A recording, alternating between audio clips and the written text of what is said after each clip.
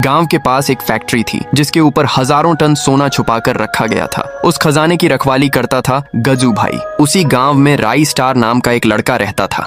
वह हर रोज घर घर जाकर भीख मांगता था। गांव के लोग बहुत अमीर थे, उनके घर सोने चांदी से भरे रहते थे, लेकिन कोई भी उसे इज्जत की नजर से नहीं देखता था। सब उसे गरीब और बेकार समझते थे।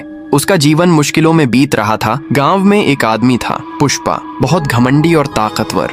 उसके पास इतना पैसा था कि वह किसी को भी अपने सामने झुका सकता था।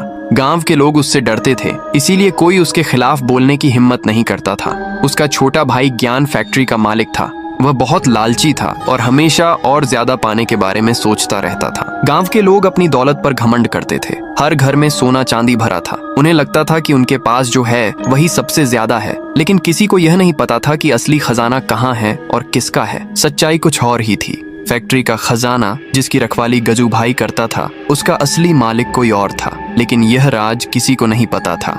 सब कुछ बाहर से जैसा दिखता था वैसा बिल्कुल नहीं था। राई स्टार हर दिन गांव में जाता, लोगों के दरवाजे पर खड़ा होता, कुछ मांगता और चुपचाप आगे बढ़ जाता। लोग उसे नजरअंदाज कर देते, कुछ लोग उसे डांट कर भगा देते, लेकिन वह कभी कुछ बोलता नहीं था, बस सब कुछ देखता रहता था। एक रात सब कुछ बदल गया। सुबह होते ही गांव में हड़कंप मच गया। कई अमीर घरों से सोना और चांदी गायब हो चुका था। लोग डर गए। हर कोई एक दूसरे को शक की नजर से देखने लगा। कोई कह रहा था ये काम बाहर के लोगों का है, कोई कह रहा था गांव के अंदर ही कोई बड़ा खेल चल रहा है। पुष्पा गुस्से में था। वह चिल्ला रहा था, धमका रहा था, लेकिन उसके पास भी कोई जवाब नहीं था। ज्ञान भी परेशान था।